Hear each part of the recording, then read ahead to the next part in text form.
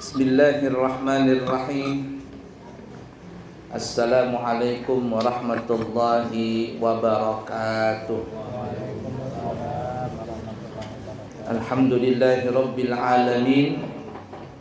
Allahumma fasalli wa sallim ala sayyidina wa nabiyyina wa maulana Muhammadin sayyidil anbiya'i wal mursalin wa ala alihi wa ashabihi wa azwajihi wa dzurriyyatihi wa man tabi'ahum bi ihsanin ila yaumiddin, amma ba'du. Tuan rumah yang kami muliakan, para orang tua kami semuanya, sesepuh masyarakat, hadirin hadirat sekalian yang disayangi Allah dan dicintai Allah. Kita baru saja tadi memberikan nama atau kita sebut namanya tasmiyah kepada seorang anak perempuan yang baru saja terlahir di alam dunia ini. Namanya adalah Fatimahuz Zahra binti Irwan Suwandi.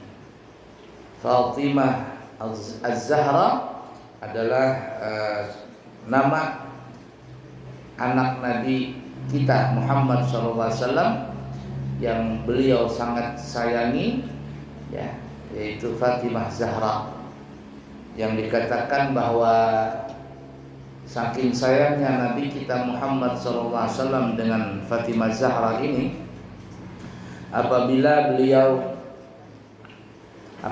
Nabi kita Muhammad SAW ingin bermusafir, maka Nabi akan pamit satu persatu kepada istri beliau. Nabi pamitan dengan istri beliau masing-masing satu persatu. Tapi yang paling terakhir beliau pamitan adalah ke Fatimah Zahra. Paling terakhir nih, Fatimah Zahra. Kenapa? Supaya jaraknya tidak terlalu jauh dengan perpisahan sampai nanti datang Nabi kembali. Dan ketika Nabi kembali dari musafir, maka yang pertama kali beliau kunjungi adalah Fatimahuz Zahra. Saking sayangnya Nabi dengan Fatimahuz Zahra ini. Dan para ulama mengatakan perempuan yang paling afdal di seluruh alam semesta ini adalah Fatimahuz Zahra. Walaupun ada sebagian berpendapat yang lain, tapi tidak menurut kebanyakan ulama mengatakan perempuan yang paling afdal di seluruh alam semesta ini adalah Fatimahuz Zahra. Kenapa? Karena Fatimah Az-Zahra adalah darah daging Nabi kita Muhammad sallallahu alaihi wasallam. Karena ada darah daging Nabi yang dekat tadi, maka para ulama mengatakan Fatimah Zahra adalah perempuan yang paling mulia di seluruh jagat alam semesta ini. Walaupun sebagian mengatakan, ada yang mengatakan perempuan yang paling mulia adalah Siti Khadijah. Ya, segi mulianya adalah bukan daripada zatnya, tetapi karena perjuangannya. Jadi kalau ditanya perempuan yang paling afdal, yang paling mulia dari segi perjuangannya di dalam Islam, di dalam dakwah Nabi kita Muhammad SAW, itu adalah Siti Khadijah. Bahkan disebutkan di dalam manaqib beliau, harta beliau banyak sekali dikorbankan untuk perjuangan Nabi kita Muhammad SAW. Dan juga seluruh anak-anak Nabi kita itu terlahir dari Khadijah Al-Kubra, ya, Siti Khadijah Al-Kubra. Dan juga sebutkan di dalam manaqibnya, Siti Khadijah pernah berpesan kepada Nabi, "Wahai Rasulullah, kalau seandainya aku meninggal dunia dan engkau kehabisan bekal untuk berdakwah," karena dakwah ini kalau nggak ada dananya repot juga. Dana itu penting. Nah, berdakwah gitu kalau nggak ada dananya nggak jalan. Ya. pesantren kalau nggak ada dananya, repot. La yamutu wa la yahya, nggak bermutu karena nggak ada biaya. Jadi dana ini penting di dalam berdakwah.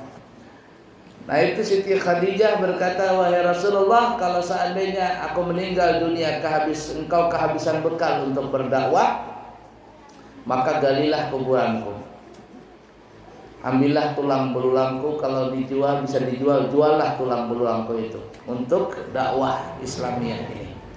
Tapi gak mungkin lah seperti itu ya. Itu cuma perkataan Siti Khadijah. Begitu besarnya pengorbanan beliau dan cinta beliau kepada Nabi kita Muhammad SAW, begitu juga di dalam dakwah Islamiyah ini. Makanya Rasul Nabi kita Muhammad SAW sering sekali memuji Siti Khadijah.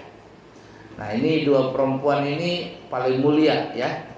Kalau Siti Fatimah dari segi fisiknya ada darah daging Nabi. Kalau Siti Khadijah adalah dari segi dakwahnya, kemudian juga anak keturunan Rasulullah SAW itu juga ada dari darah dagingnya Siti Khadijah radhiyallahu taala anhumah. Dan ada juga ulama yang mengatakan perempuan yang paling mulia adalah Siti Maryam dan Siti Asiyah. Cuman para ulama mengatakan perempuan yang paling mulia adalah Siti Maryam, ya mulia di zamannya. Siti Asiyah juga mulia, iya mulia di zamannya. Tapi Siti Khadijah dan Siti Fatimah, mereka mempunyai kemuliaan di seluruh jagat alam semesta ini. Radhiyallahu taala anhunna. Baik, kita kembali tadi, memberikan nama kepada seorang anak itu sangatlah dianjurkan. Karena kalau seandainya ada orang nggak punya nama, repot juga. Bahkan Nabi Allah Adam alaihissalatu wassalam, beliau diakui kepintarannya oleh para malaikat karena Nabi Allah Adam alaihissalatu wassalam bisa menyebutkan seluruh nama-nama di seluruh jagat alam raya ini, baik yang sebelum Nabi Adam atau yang di waktu itu atau yang sesudahnya sampai sekarang ini. Apa saja yang disebutkan oleh Nabi Adam itu ada namanya. Termasuk mungkin zaman sekarang ada mobil, pesawat, HP. Zaman Nabi Adam ada nggak pesawat, mobil? Nggak ada. Tapi Nabi Adam sudah menyebutkan ini namanya pesawat, ini namanya kapal, ini namanya HP. Mereknya pun disebutin oleh Nabi Allah Adam. Apa yang disebutin oleh Nabi Allah Adam, maka itu akan muncul nanti. Nah oleh karenanya kehebatan Nabi Allah Adam alaihissalatu wassalam menyebutkan nama-nama tadi, maka Nabi Adam pun menjadi mulia sehingga para malaikat mengakui bahwa kealiman Nabi Allah Adam itu adalah lebih hebat daripada seluruhnya. Nah oleh karena itu dianjurkan kita memberikan nama, dan nama ini adalah nama yang paling baik, terutama kepada anak kita. Para ulama kita menganjurkan apabila kita ingin memberikan nama kepada anak kita, maka berilah nama itu yang ada unsur pujian dan juga ada unsur doa. Ada unsur pujian dan juga ada unsur doa. Sebagaimana Sayyidina Abdul Muttalib, kakek Nabi kita Muhammad SAW, memberikan nama kepada Nabi Muhammad dengan nama Muhammad.